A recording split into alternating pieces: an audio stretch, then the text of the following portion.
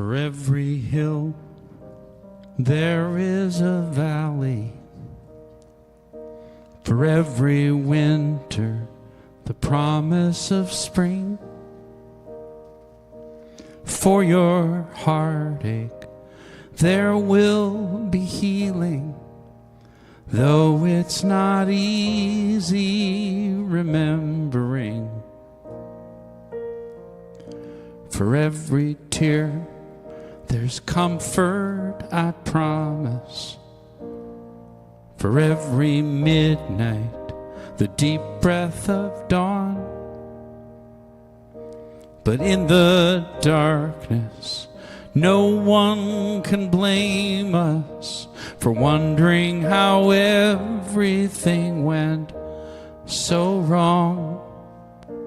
For wondering when the lights will come back on. What if the sky is always blue, just beyond the clouds? What if the only thing to do is live this life out loud? 'Cause it's gonna hurt sometimes, no matter what we do. Never mind the doubts, 'cause just beyond our view, I believe the sky is always blue.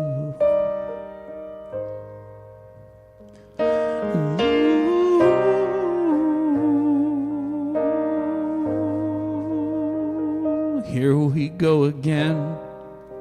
The headlines are screaming fear and division, diminished returns. But even in these dark days, let's keep on believing that the sun still brightly burns. Maybe that's what we are here to learn. What if the sky is always blue, just beyond the clouds? If this is only an illusion, we can live this life right now. 'Cause it's gonna hurt sometimes, no matter what we do. Never mind the doubts, 'cause just beyond our view, I believe the sky is always blue.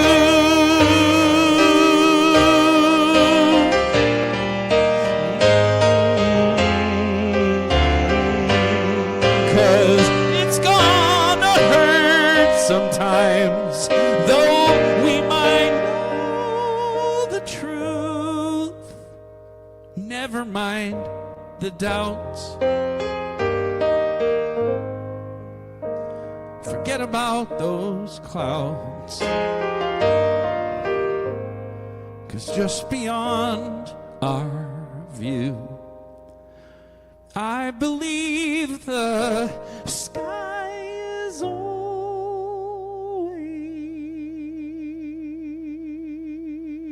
blue.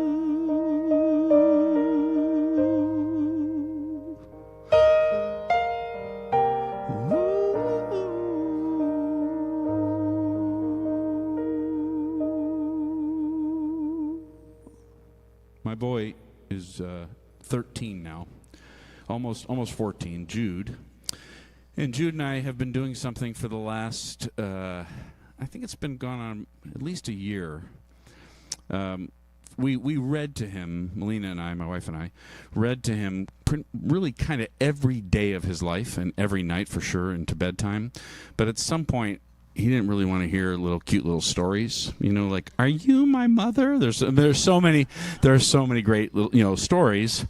And then we graduated to Daddy making up stories, which I enjoy doing, and they get sometimes ridiculous, and every so often they're accidentally good, but most of the time it's just kind of exhausting. I mean, I'm just sitting there and I'm just trying to think of something clever. And he's like, "Come on, Daddy, make up a story." And I invented a couple characters that we had recurring, which really worked. And then it's just very tiring to think of a new story every night. And then but maybe a year or a year and a half ago, I've always loved reading advice columns.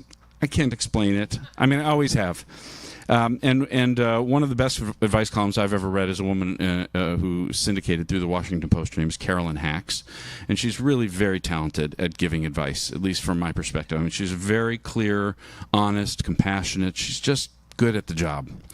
And but it used to be, when I was a kid, it was Ann Landers and Dear Abby. But now it's diversified, and the stories the letters, at least they feel a little more complicated than they were when I was a kid, and the responses are a lot wordier. Ann Landers, we don't like Ann Landers and Dear Abby because their responses, they still do it, whoever is doing it now, but the responses are usually 20 words, very pithy and unsatisfying. But Carolyn Hacks and a few other of the sort of more contemporary advice columnists write very thorough answers to very complicated questions. And maybe a year and a half ago, it occurred to me to just read an advice column to Jude, and then we would talk about it, and then we'd read the answer and see whether we agreed or disagreed, with the response. And that has become a nightly ritual now. We find an advice columnist. We started with Carolyn Hacks, and we read a lot of hers. And there are others, but we do very quickly determine whether somebody has really deserves the job or not. It doesn't take us long. We're like, oh, no, that was Jude will be like, that.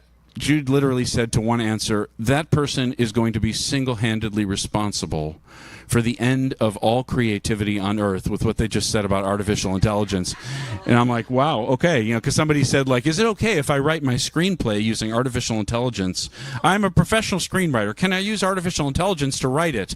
And Jude laying in bed, in the dark, says, "If they want artificial intelligence to write their script, they should find another job."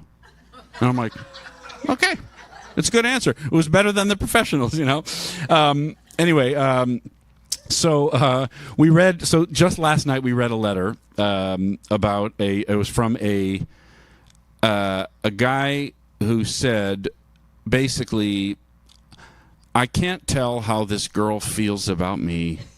We went on a couple of dates and nothing really happened, and we didn't have much of a spark. And then she moved far away, and only after she moved did I realize she's the one. And now, but now when she comes into town, she doesn't tell me she's in town.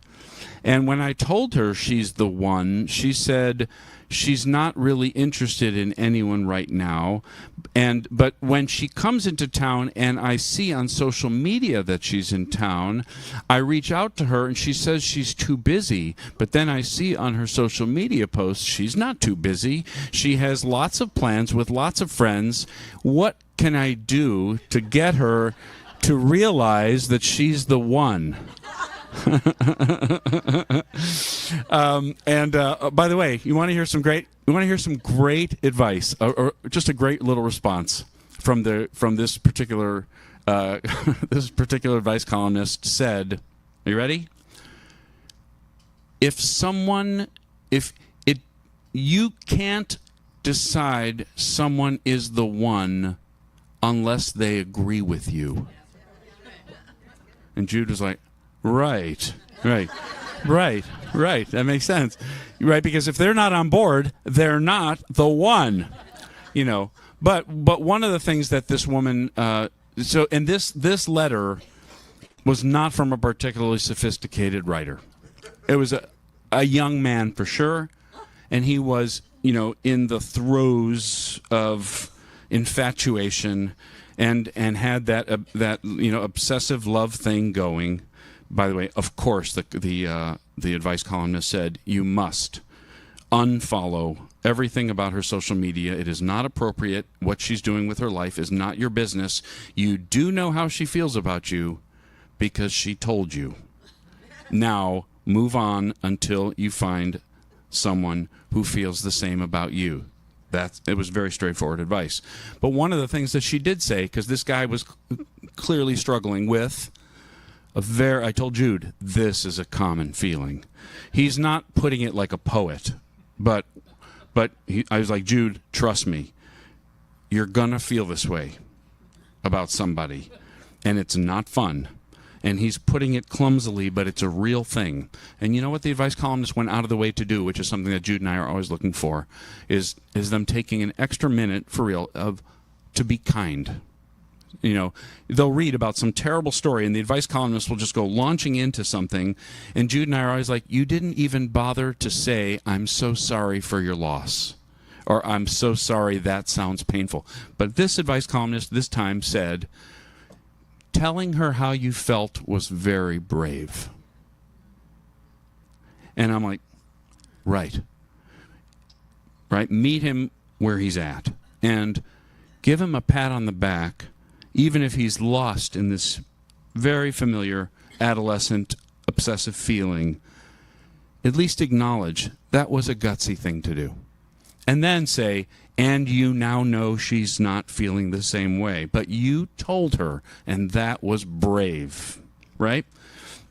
Now, it's going to sound like a non sequitur, but we're talking about, I was given this very fascinating title to speak about today by Suzette. It was this unpacking, was it unpacking unlikability and loving anyway, okay?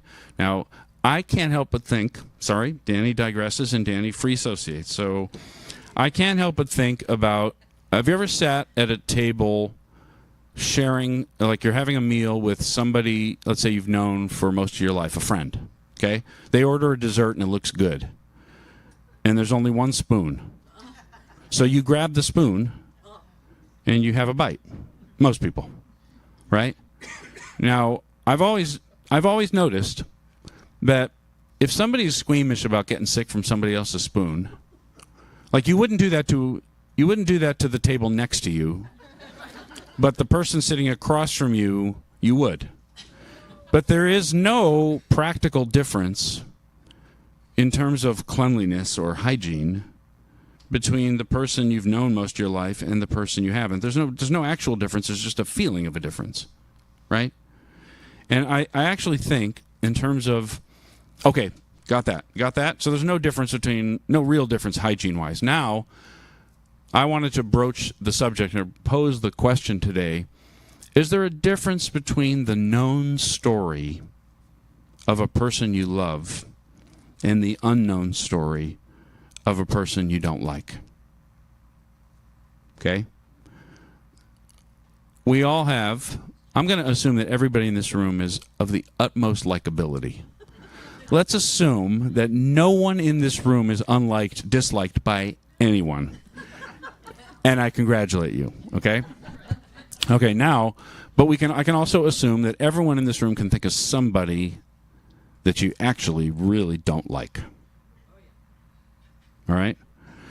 Okay, now think of somebody that you truly love and even like, and ask yourself, do they have a personality trait that if you didn't know them well would be a kind of a deal breaker? Like somebody in your family or a close friend, I mean, for real, I'm not talking about my wife, but even a spouse, that because you've gone way deeper with them, much more time, a couple of revealing conversations, you know their story. And so the OCD tendencies, you let them slide. Or the temper, sometimes you let them slide. Or the extreme messiness, you let it slide. Or the fact that this friend is always late. Or this friend never actually calls back. But when you actually catch them on the phone, it's the greatest conversation in the world, and it's an immediate connection. You know what I mean? Like, we all have somebody in our life that we let their humanity be okay. Okay? Now, if you can think of somebody like that, do you know their story? At least a little bit. Probably you do.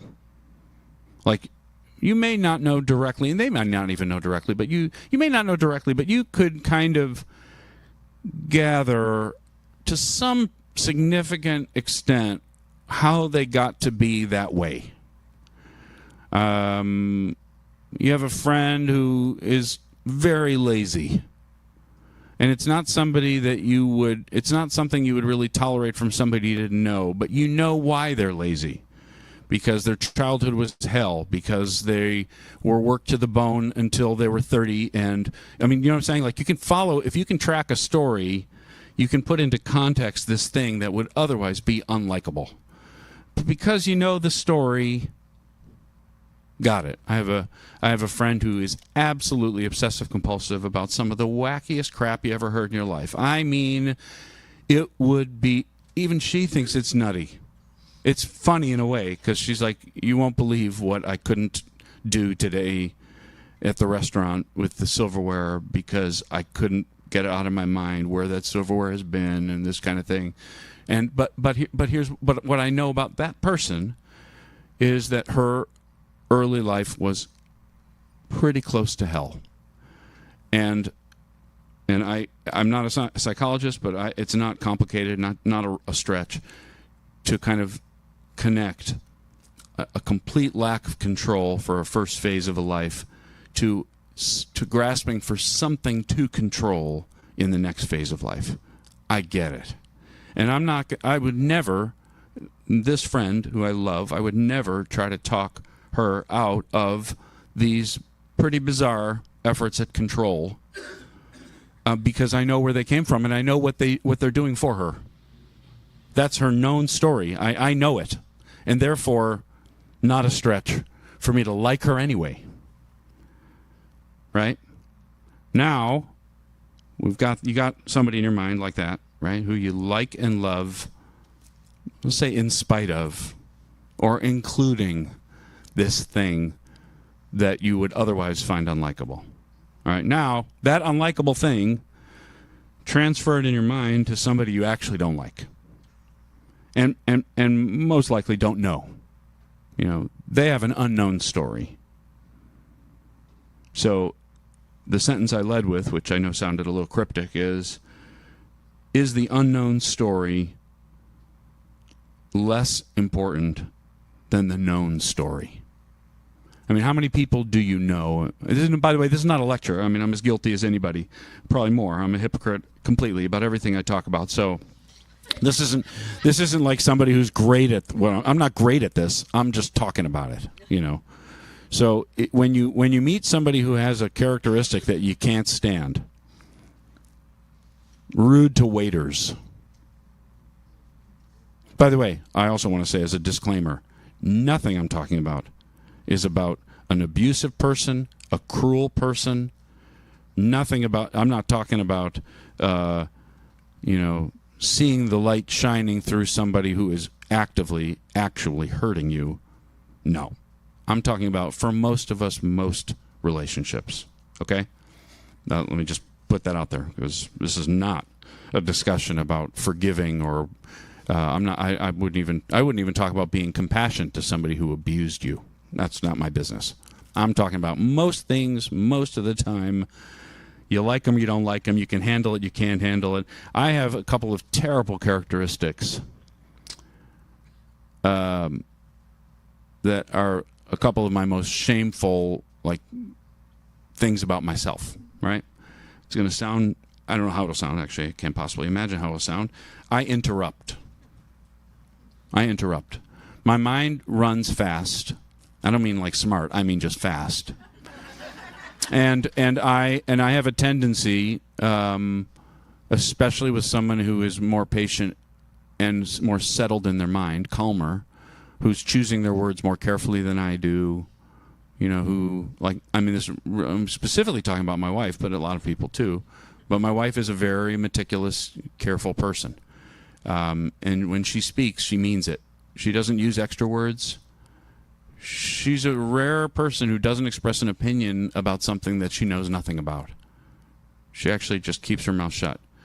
You could spend a lot of time with her and not know how much she knows, because she doesn't need to lord her knowledge over somebody. If you ask, she'll tell you, and she won't tell you twice. If you ignore her advice or disregard, she hasn't. It's really like Zen master stuff, compared to myself, and compared to a lot of people who want you to know what they know, and she doesn't need you to know what she knows. Okay, I interrupt her. It's absolutely shameful, and I do it. And most of the time, the sad part is she lets me do it, meaning she doesn't fight back, because in her world she doesn't demand to be heard. Right? It's not how she is. So I can't even imagine how many times I've interrupted her that she's never said anything. And when she does say something, it's because I've pushed it and kept interrupting. And she's tried to say something that mattered to say out loud, and I couldn't let the sentence finish. Okay?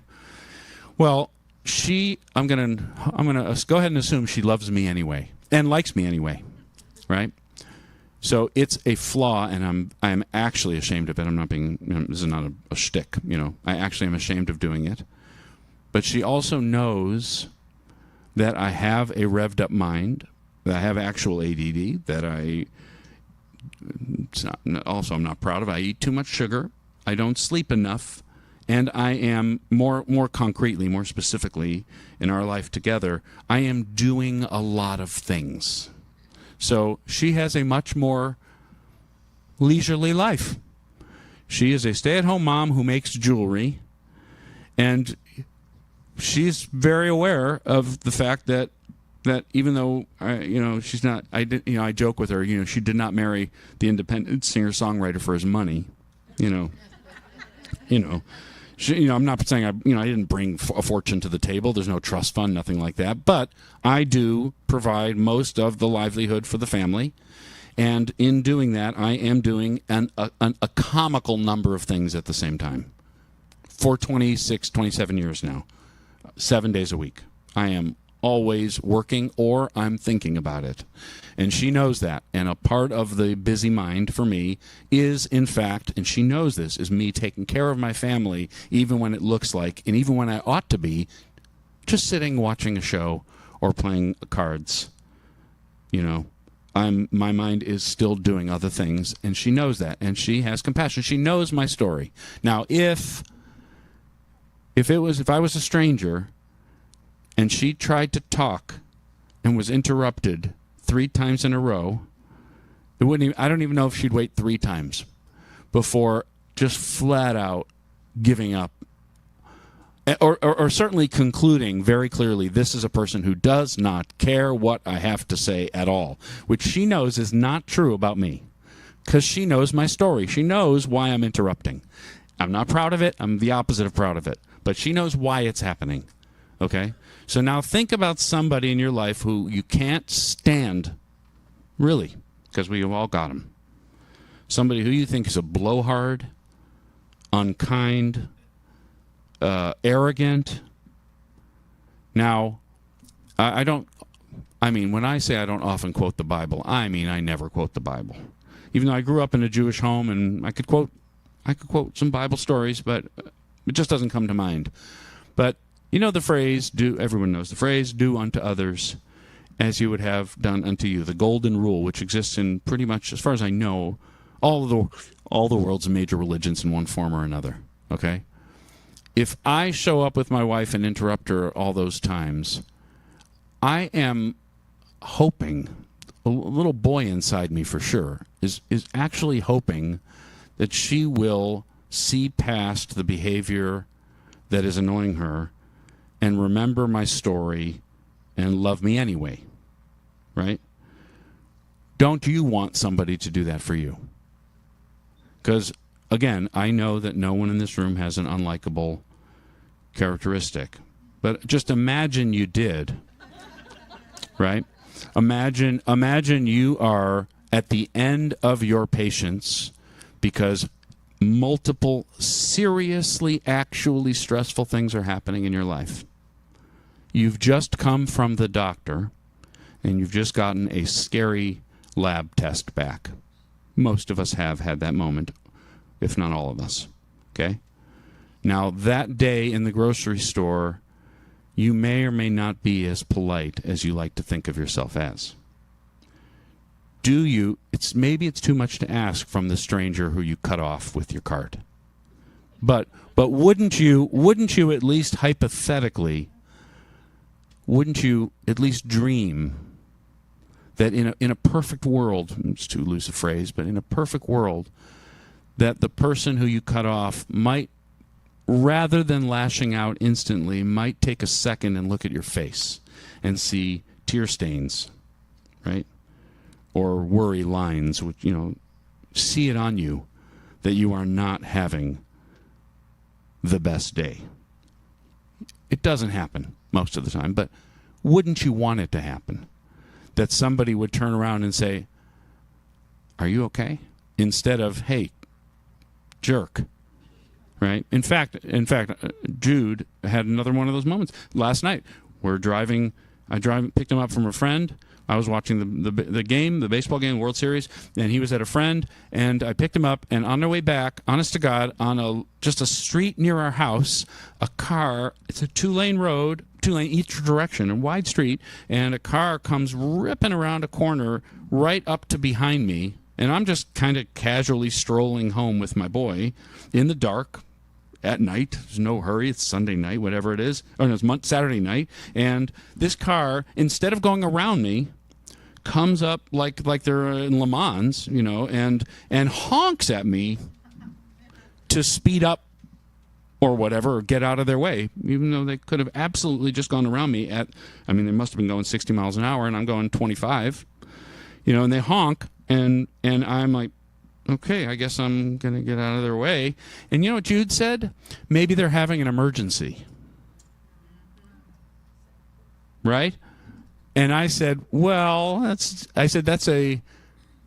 I do talk this way to Jude. I said, that's a charitable interpretation.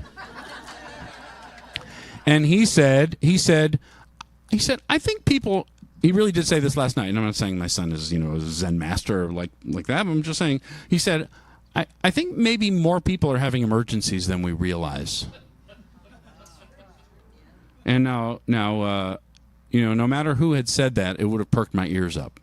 Because if you really think about the stories that we don't know, are the stories we don't know less important than the stories of the loved ones that we do know? Are they less important? Do they impact that person who cut you off any less than the OCD of the friend whose story you know well? Is one story more important? Is there something inherently more important about the person you know than the person you don't? I once saw a sign in a church I sang at a long time ago in Canada. I never forgot this sign. It said, "There are no strangers, only friends you haven't yet met." Right? Now that's a sweet sentiment, but it is also true that there are no strangers, only people whose stories you haven't yet heard. And again, I am not talking about the 10% of behavior that is actually abusive, hurtful, cruel. I'm not talking about that. I'm talking about the happy middle, the most of us most of the time. If you don't know the story, does that mean it isn't worth a little bit of patience, a little bit of forgiveness? And wouldn't you want to be extended the same? So are you, when you or I, again, this is not a lecture. Sorry if it sounds like it. It's really not. But when we're confronted with something with a person that we find unlikable, can we imagine a story that might have made them that way? Did you ever have the thought, it's a little smug, but it kind of makes me happy sometimes. If somebody seems like just to be horrible, a horrible person. I can think of a few in public life right now. They're truly horrible people, right? I can think of a few. By the way, plug in any person you want. You don't know what party I'm in or anything else, all right? I can think of a few horrible people, okay? You know, this is the smug thought. They're already being punished because they have to be them. Sorry. It's a smug thing to say, but you watch behavior, and again, you can guess who I'm thinking of, but you don't know who I'm thinking of. Whoever you think of when I say somebody in the public life who seems just flat out awful, they have to be awful. That's a punishment. Do we need to heap our own hatred on them? Does our hatred hurt them or heal them? Or does it actually mostly hurt us? Sorry. I mean, in other words, even if you were to embark on a do unto others campaign in this area, this likability area, and even if you were to embark on it strictly and specifically for selfish reasons, that feels like a good reason. Because to walk around assuming the best and imagining the story that could have made somebody be such a way, you can't help but crack open a tiny bit. You can't help it. You can't help if you watch a broken adult. You can lash out at them and hate them. And I do. But if you were to take 30 seconds, and I'm not saying you don't, or if I were to, and imagine how would someone arrive at that? You could break your own heart with your own imagination, I bet. You could feel at least a little, if not a lot, of compassion for such a person. Because it's not rocket science. Somebody who has a deeply unlikable characteristic, someone who thinks cruel is cool, let's say, or that rude is funny. It's not, you don't need a wild imagination to put that into some perspective. You have friends in your life who are probably perceived that way by other people, but you don't see them that way because you know their story. Plug the story into the person you don't know. And imagine, how would I feel then? Would I eat ice cream with their spoon if they were sitting at my table? Would I let that slide? You might. Are they an actual stranger or just someone whose story you haven't kind of accidentally gotten to hear? We have large-scale and small-scale examples of how universal hurts are. We know that everybody hurts. And we know that everybody gets broken and disappointed by something or a lot of things. We know it. We also know how people rise up and they may claim to hate an entire group, but if an individual member of that group knocks on their door in the middle of the night because their car ran out of gas, or they're having a heart attack on the side of the road and crash their car, who's the first person to jump out and try to save their life? On an individual basis, we each have room. We really do. We have room for kindness and compassion for approximately anyone. Right? So the unlikability is not an imagination. It's not fake. It's not fiction. It's real. Some people do awful things, say awful things, represent awful ideas publicly. Some people hurt us, lie to us, make us wait at restaurants, or have crazy behaviors or habits that are just kind of unbearable or interrupt. Right? But to take a few minutes to consider how they might have gotten that way, and to acknowledge that you and I have traits too, that we would hope somebody would give us a little bit of grace about. It's not even to forgive. And it's not to even to, in other words, this is only, even if it's only for your sake and my sake, and not for the other person, not to make the world a more lovely place, just to have a better day is to, when somebody cuts you off, to have the thought, they might be having an emergency. Or they might have just come from the doctor and gotten a terrible diagnosis or prognosis or lab test back. Somebody's spouse may have just died or may have just filed for divorce. Somebody's kid may have just broken a bone or had their heart broken. Somebody, right? There's no way of knowing, but the way we know that there are those stories is because the people we know tell us those stories, and we forgive them, and we love them. And the unlikability is, it's like what happens when somebody dies. I've found this over the years. When somebody dies, the things that were annoying about them are gone, and it's like it leaves like an actual affection for somebody you might not have liked at all when they were alive. And it's a magical thing that the illusion, the humanness, the brokenness, the temper, the impatience, the flaws were superficial to begin with. You know, would you love this person you don't like? Would you love them if you met them as a newborn baby? Because that was before whatever crap turned them into the monster. You know, the horrible coworker or the greedy banker or whatever it is. Before then, they were just like you and me, and fully and thoroughly loved and lovable. And that person's still in there.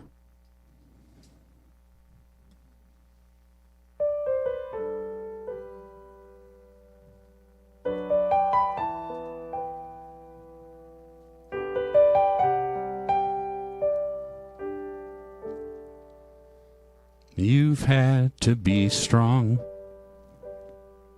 for so long. You don't remember who you are. But when I see you, I see myself too. I know the child hidden in your heart. You're only human like me. You're lonely sometimes like me. You're longing for love like me.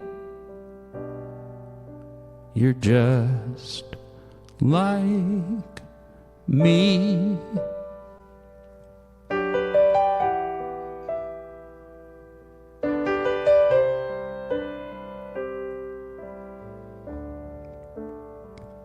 I know the ones who most hurt you are those you trusted most of all. But to forgive them is to live again and heal the heart of that child so small. You're only human like me. You're lonely sometimes like me. You're longing for love like me. You're just like me. We cry for a safe place, a quiet space to be, where a soul shows its true face, where love flies free.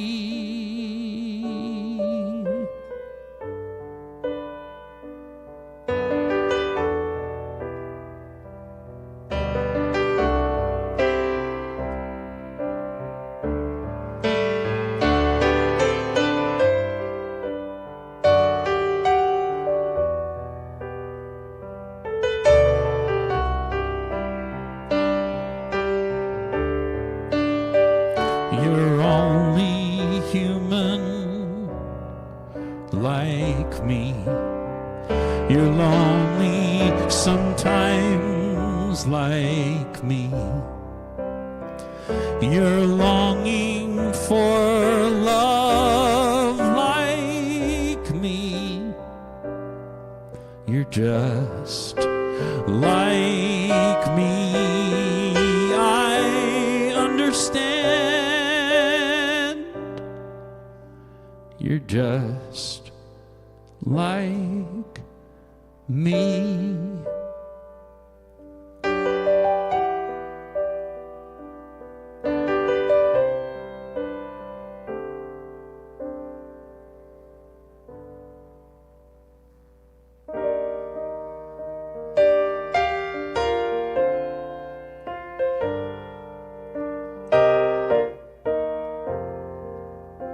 I've never understood how you turned out so good with all that you've had to endure.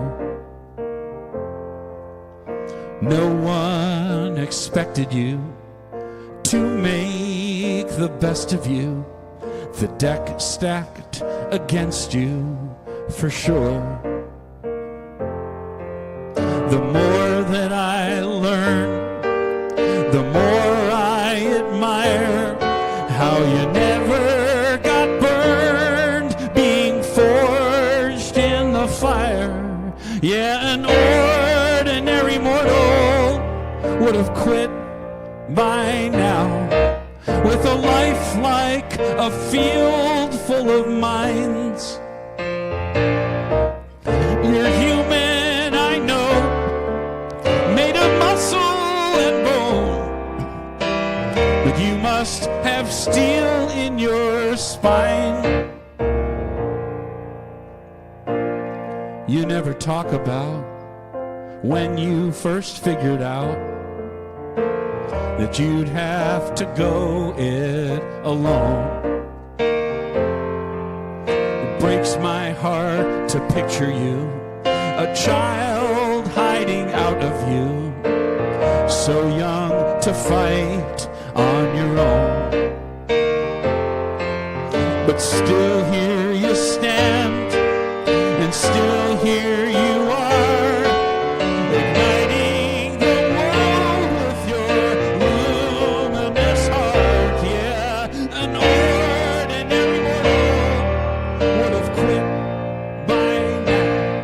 With a life like a field full of mines, you're human, I know, only muscle and bone, but you must have steel in your spine, and that would explain how you never admitted pain. So let me just say that child has a lot to be proud of, but no longer needs to keep the world at bay. If you were mortal, you'd have quit by now. You've been counted out so many times. You're human like me. You can bruise, you can bleed, but you must have steel in your spine. Yeah, mortal would have quit by now, but your light was determined to shine. You're so much more than they see, a superhero to me. You must have steel in your spine. You must have steel in your spine.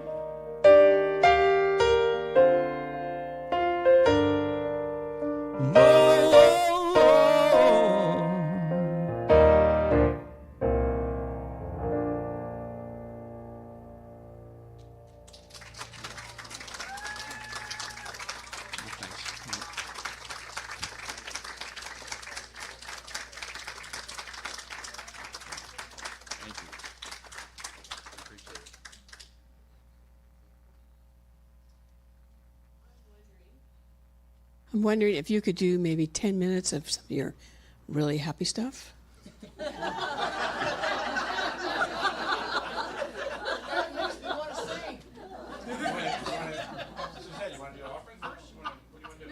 You to sing. Are you guys okay with? I mean, I know I've overstayed already. Overstaying is kind of my.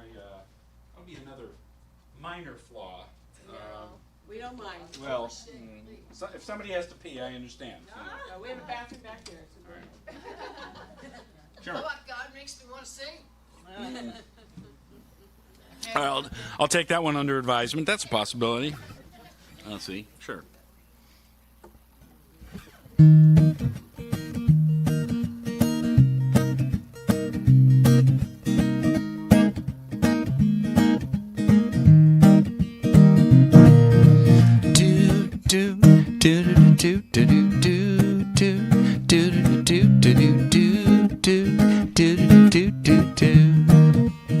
Wanna sing it with me?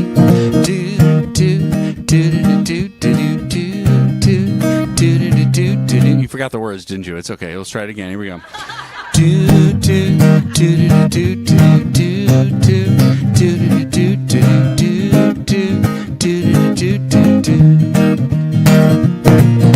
Shouldn't I be grown up by now? Shouldn't I have finally figured out a few things? I ain't a kid anymore.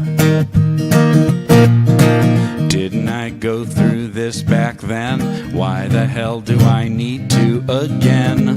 Who said time was a cure? For a minute I'm the man that I wanna be, then up comes some adult non-emergency, and my costume comes apart. And I've lost count of the steps and the slips and bad habits I was sure would lose their grip, but still clinging to my heart. And I'm wondering why I learn and I forget, yeah I learn and I forget, oh I learn like I'm just getting started. Why do I learn and I forget, yeah I learn and I forget, oh I learn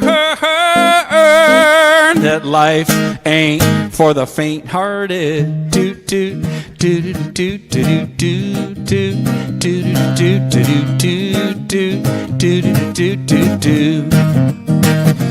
Oh, I wish I could say wisdom comes with age, but lately I ain't so sure.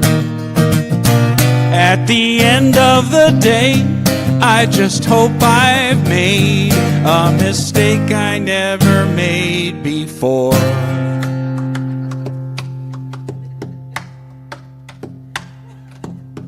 Tell me why I learn and I forget, yeah I learn and I forget, oh I learn like I'm just getting started.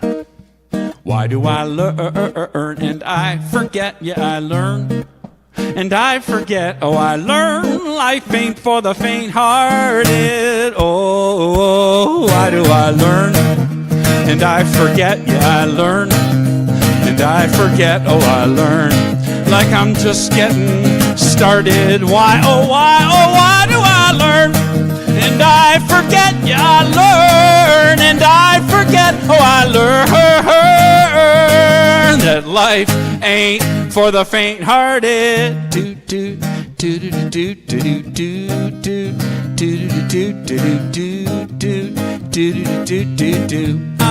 I learn and I forget.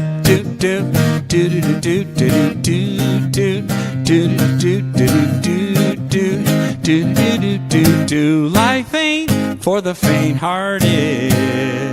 No.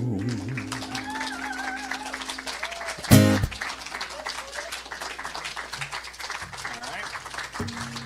You want one more? See that? One more? I'm not out of songs. Not even close to out of songs, but well, okay. This is a song that certainly came to mind today on the theme. So let's sing this together. And by the way, before I go, I want to first of all thank you for having me, and And, I appreciate it. And I have just a couple things to mention that are a little weird over on a table. Normally you would expect CDs or music of some kind, and I have those, and I have a flash drive that has 14 albums on it at this point with lyrics, and it's like 11 or 12 hours of music on there from the last 25 years. And then I have my wife's jewelry. She makes jewelry like I described, very meticulous, so it's very beautiful things. She's self-taught silversmith. So it's nice stuff that she makes, and I always proudly display it. And then the last thing I'll mention is I led a group to Peru this past May, and I'm leading a group to Peru this coming May, and a group to England and Scotland next October.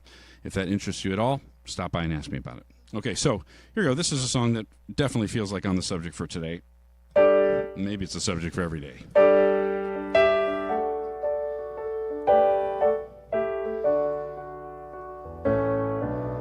Love is my decision.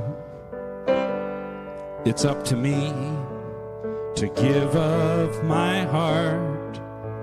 You sing with me? Love is my decision. No one else can tell me to start, can tell me to start. Once I decide, and once I decide to change my mind, to change my mind, God will show me how. God will show me how. Love is my decision. My decision right here and now, right here and now. Love is my decision. It's up to me. It's up to me to stand on that bridge, to stand on that bridge. Love is my decision.